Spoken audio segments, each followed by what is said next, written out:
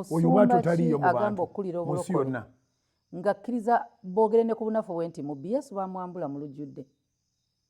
Ng'ate ye bamuteekako byaffe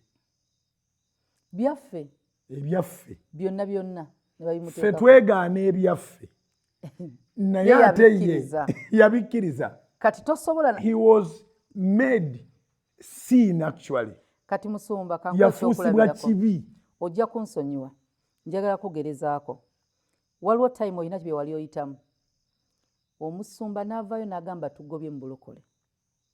Kristo tavangayo kwegaana n'agamba ono agobye nga talina na buyinza.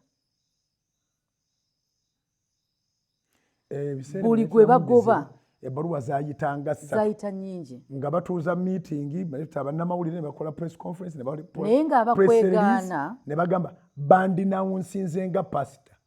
kati tosobola kudinawunsinga muntu atabilonginga naawe atali kitundu ku ggwe.